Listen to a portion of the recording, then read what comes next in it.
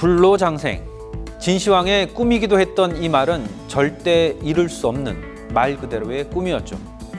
그런데 이 시대에도 남들보다 더 젊게 더 오래 살겠다는 욕망은 여전히 사람들의 중요한 소망의 하나로 남아 있습니다. 하지만 여기서 중요한 것은 늘어난 수명을 어떻게 보낼 것인가 하는 겁니다.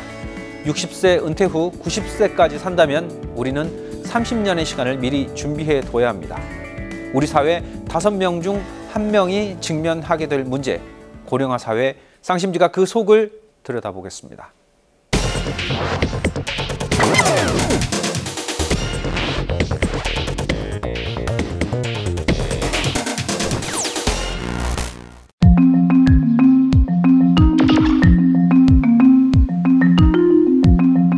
탑골공원이 우리나라의 고령자에 대한 노인복지에 대한 그런 전형적인 바로미터라 그럴까 전시관이라고 해도 과언이 아닙니다.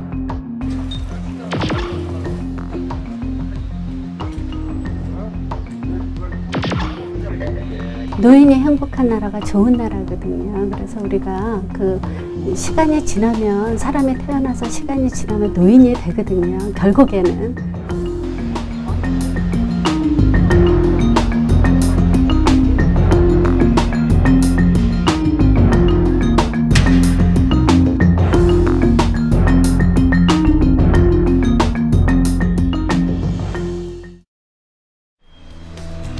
이곳은 서울 종로구의 탑골공원.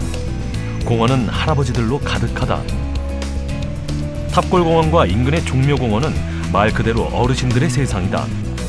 하루에 찾아오는 어르신들의 숫자가 6천여 명으로 추정될 정도다. 이렇게 나오시면 좀 즐거우세요?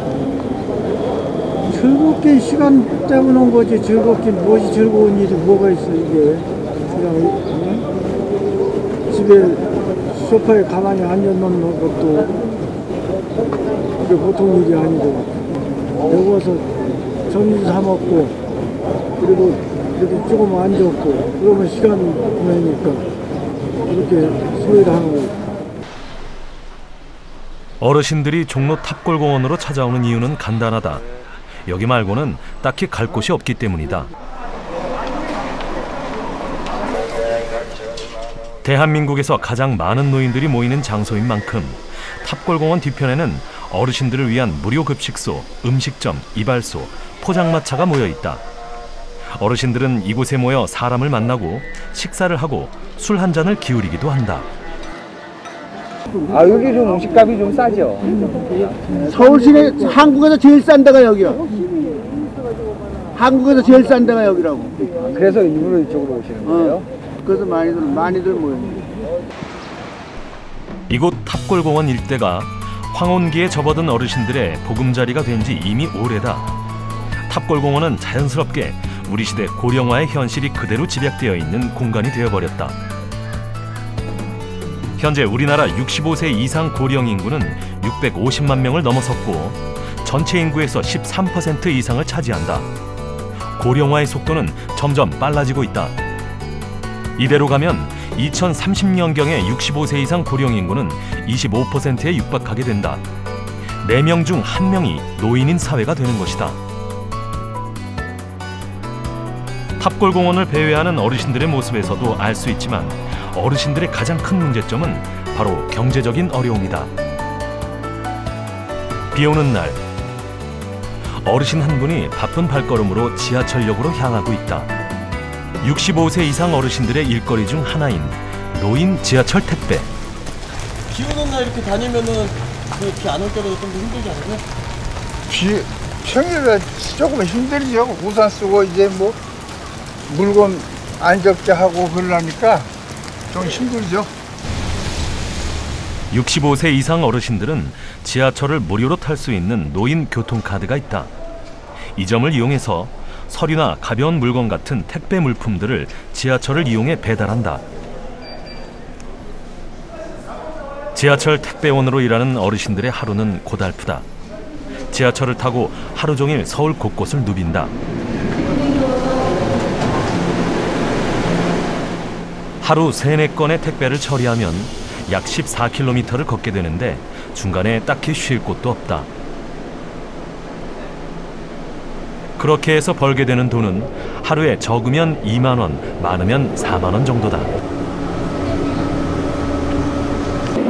서울시에서도 이런 택배하는 일을 많이 늘려주셔야 돼요. 그래야만 서울시장관들이 가서 얼마든지 일하고 찾아갈 수가 있거든요. 근데 그걸 늘려야 되는데 그거 잘 안 된다고 그런 얘기를 하시더라고요. 지하철을 이용해 택배를 나르는 어르신들은 그나마 일이 있어서 행복하다고 말한다. 하루 종일 걸으며 땀 흘려 일하면 그 대가로 손주들에게 용돈도 줄 수 있는 얼마의 돈이 생기기 때문이다. 이런 생활이 아무것도 하지 못하는 것보다 낫다고 말한다. 그러니까 무조건적인 어떤 복지 혜택 제공보다도요, 그 수용 가능한 그런 어떤 노동력을 활용할 수 있는 걸 갖다가 이제 우리가 보고, 그 다음에 이제 거기에 맞는 일자리를 갖다 제공해 주고요. 그렇게 함으로써 이제 노인 입장에서도 사회의 어떤 구성원으로서 자긍심을 갖다 심어주는 이런 사회가 돼야 되지 않을까, 이런 생각이 듭니다. 갈 곳 없는 어르신들이 모여드는 곳, 서울 종로구 탑골공원. 초고령화 사회로 변해가는 우리 사회의 초상이다. 과연 노인이 행복한 사회를 만들 수는 없는 것일까?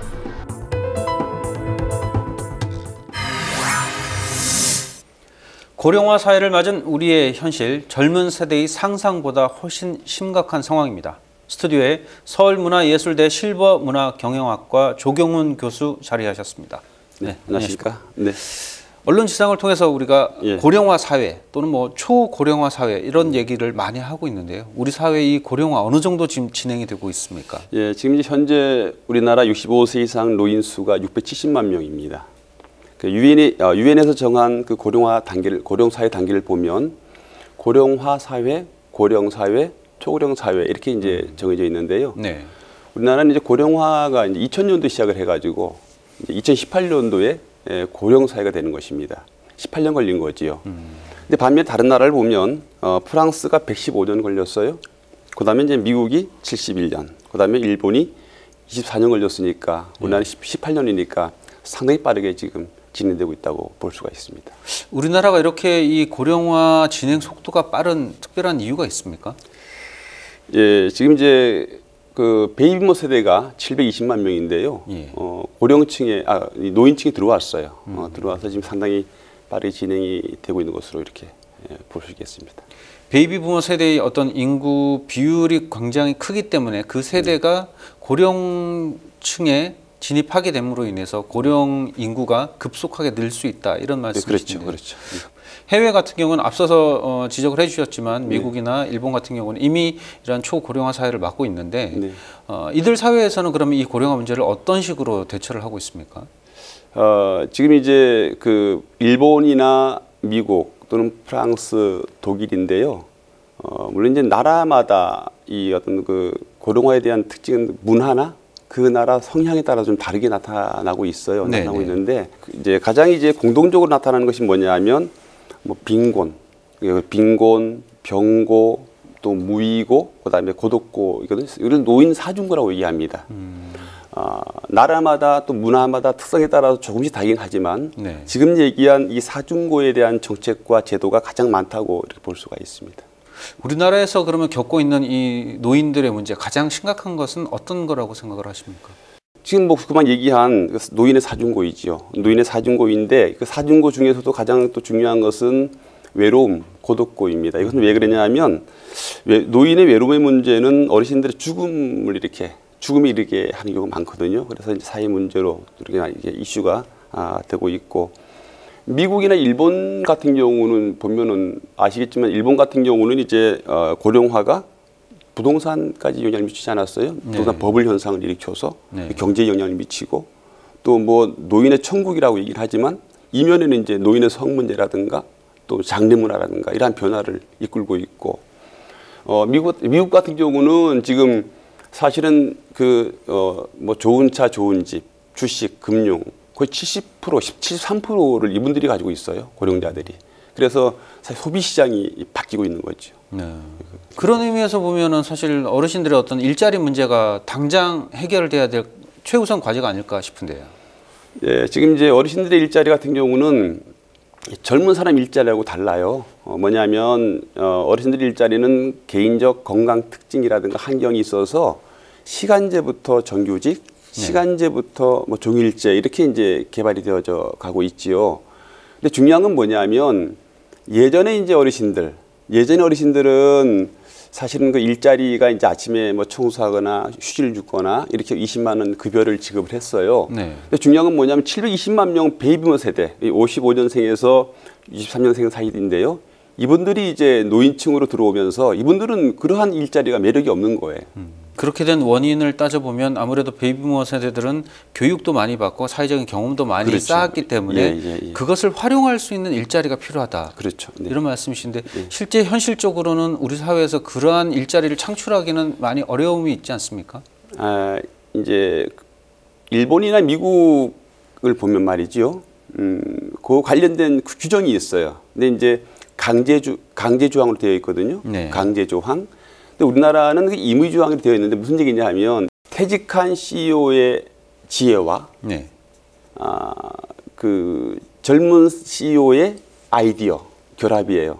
그럼 여기에서 이제 퇴직한 CEO가 일자리는 CEO가 아니고 자문역을 해줄 수가 있잖아요. 자문해주는 자리. 네. 이런 형태의 일자리입니다.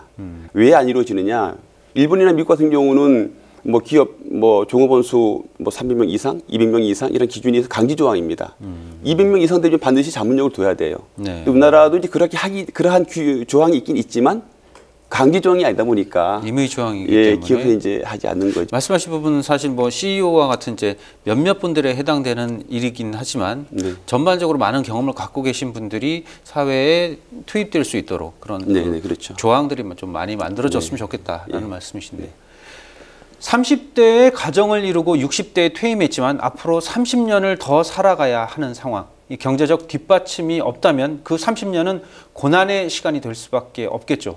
고령자들의 일자리와 그분들의 시간은 과연 어떻게 계획되어야 할까요?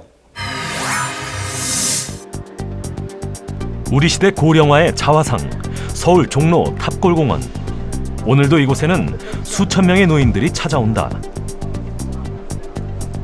이 탑골공원 일대를 어르신들이 편안히 시간을 보낼 수 있는 장소로 바꿀 수는 없을까?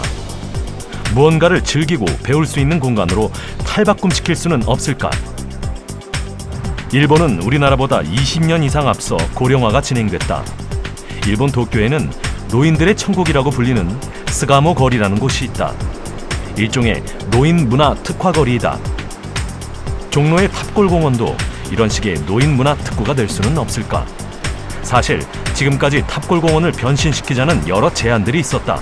아주 특별한 그런 그 종합 대책을 해야 됩니다. 그 종합 대책으로서는 고일대가 우선 그 집값이 비싸기 때문에 건물을 우선 공간을 얻을 수가 없으니까 재개발에 허용을 하면서 그 고층으로 허용합니다. 하면서 한 계층 내지 두 계층을 기부 체납을 받는 거예요. 그래서 그 얻은 공간을 이제 고령자의 첫째 이제 문화 공간으로 하고 평생 교육의 공간으로 하고 그리고 거기에 그 창업이나 재능 기부 이렇게 하면서 그 종합 그런 그 노인 그 복지 공간이 아마 세계적인 모델이 될 수 있고 그리고 쉽게 될 수 있지 않는가. 그래서 항상 그걸 하지 않은 것에 대해서 우리 국민들이 참 딱하게 생각합니다. 서울시도 종묘 탑골공원 일대를 어르신 문화 특화 거리로 조성한다는 계획을 가지고 있다. 노인 밀집 지역인 탑골공원과 종묘공원 주변을 실버 경제 상권의 중심지로 육성한다는 것이다. 하지만 이런 방안들은 2013년경부터 계획의 발표는 많았지만 아직까지 구체적으로 실현된 것들은 없다.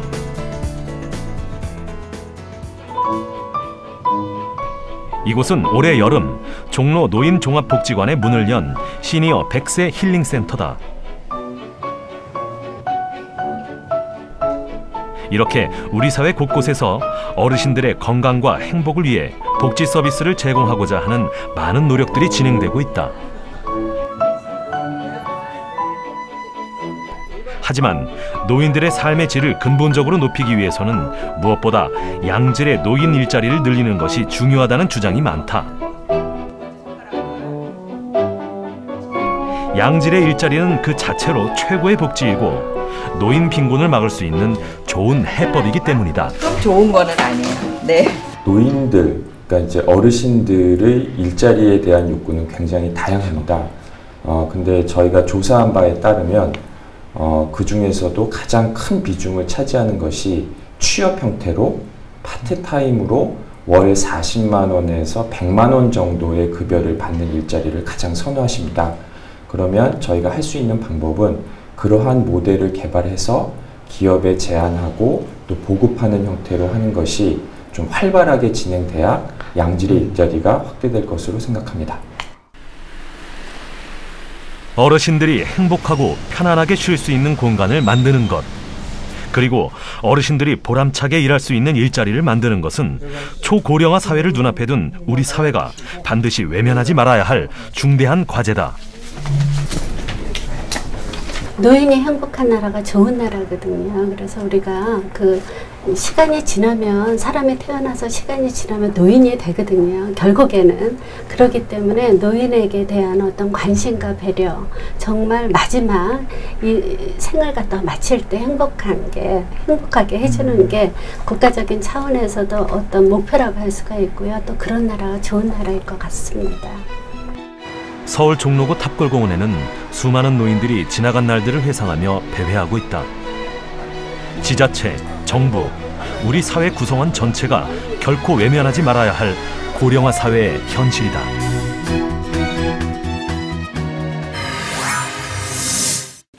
영상에서도 얘기를 하고 있는데 우리나라 이 실버 관련된 고령인들의 관련된 부분을 집약적으로 보여주고 있는 것이 탑골공원이거든요. 네, 그렇죠. 탑골공원에 이 같은 어르신들, 노인들이 몰려드는 이유는 극단적으로 얘기를 하면 갈 곳이 없기 때문인가 이렇게 생각이 드는데요.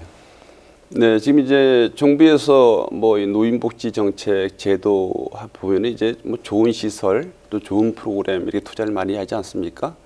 이 가덕이에 있어서 사실은 집에서 이렇게 눈총 받는 그런 어르신들이 있어요. 그래서 결국은 뭐냐면 갈 곳이 없는 어르신들이 이제 뭐 경로당이나 종묘, 뭐 탁공문 말씀하셨는데 가게 되는 것이죠. 예. 이런 지역에서는 사실 여러 가지 사회적인 문제도 발생을 하고 있고 하다 보니 지역 사회에서는 과연 이런 분들이 모이는 곳을 계속 유지를 해야 되느냐, 아니면 이곳을 개발을 해서 다른 용도로 써야 되느냐, 이런 여러 가지 의견들이 나오지 않습니까? 제가 제안하는 건 뭐냐면 우리가 을지로, 그다음에 청계천, 종묘 생각나는 거 있죠. 그러면 그쪽에 이제 어르신들이 이렇게 많이 있어요. 네. 그러면 종묘부터 해가지고 탁골공원에서 이렇게 을지로까지 예전의 이미지가 있지 않습니까? 네. 그것을 7080의 거리로 만드는 거예요. 그걸 뭐 그냥 우리나라에 바꾸는 거 좋아하는데 그거보다 그 문화를 그대로 유지하고 그 지역에 있는 분들에게 인센티브를 줘서 7080의 거리, 소비자의 요구를 잘 반영된 그러한 정책을 펼쳐가야 된다 생각을 합니다. 교수님, 그런데 이제 말씀하신 지역은 어찌 보면 서울의 중심부고 네. 굉장히 부동산 가격이 높은 지역이기 때문에 그것을 개발을 통해서 개발 이익을 얻고자 하는 건물주, 토지주들이 훨씬 더 많지 않습니까? 정상적으로 가면 그렇죠. 근데 지금 이제 을지로에 가보시면 사실은 개발하려고 하는 그런 마음은 가지고 있는데 그게 안 되고 있어요. 그러니까 사실은 그 건물주들도 진퇴양난입니다. 이러한 그러한 마음을 가지고 그러한 상태죠. 그러한 상태에서 정부에서 서울시에서 좋은 제안을 가져간다면 안 받아도 드릴 이유가 없다 저는 생각을 합니다. 네. 말씀하신 그런 제안들이 노인 인구가 늘어나는 이 사회적인 현상과 그리고 그걸 통해서 경제적인 어떤 부가가치를 창출한다는 그런 측면에서 서로 윈윈할 수 있는 그렇죠, 방법이다. 그렇죠. 이렇게 보시는 건가요? 네, 네. 왜냐하면은 이 시장이라는 것은 생명체입니다.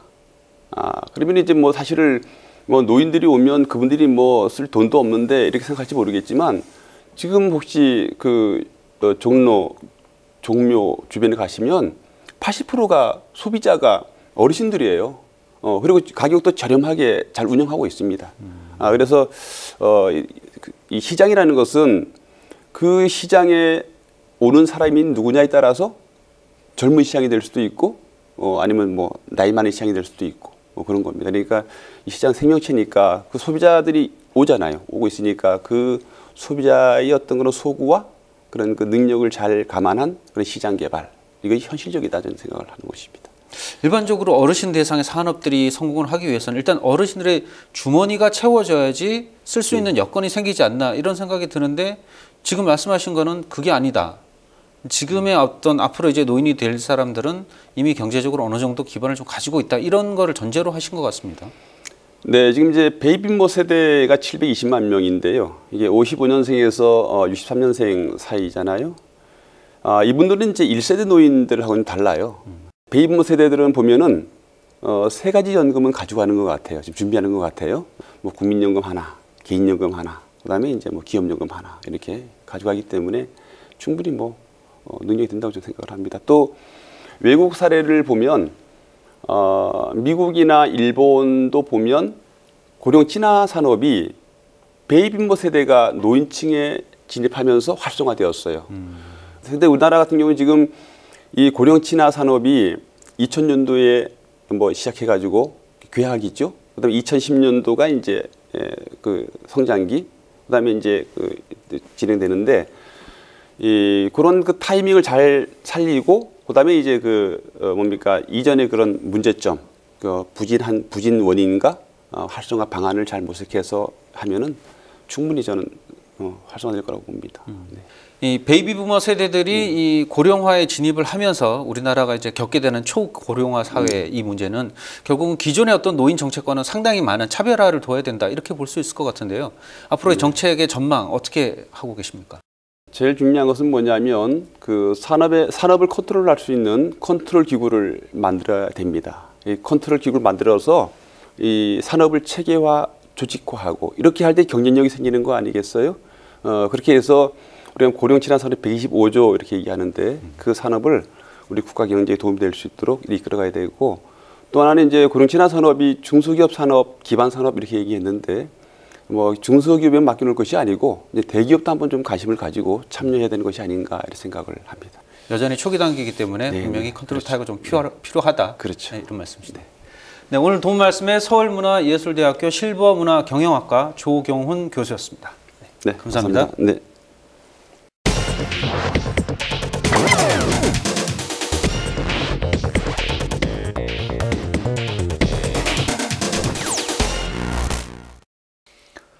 지하철에는 노약자석이 있습니다. 여기에 앉을 수 있는 나이는 몇 살부터일까요? 최근에는 60대 중반인 사람도 눈치를 봐가며 앉아야 한다고 합니다. 진시황조차 넘기지 못한 50대를 훌쩍 지나 60대, 70대도 젊은 축에 든다는 우리 사회의 고령화. 우리보다 20년 앞서 초고령화 사회를 맞은 일본에는 지금 의식주를 해결하지 못한 노인들이 자발적으로 교도소를 찾고 있다는 씁쓸한 상황이 발생하고 있습니다. 우리의 20년 후가 이래서야 되겠습니까? 오늘 순서 여기까지입니다.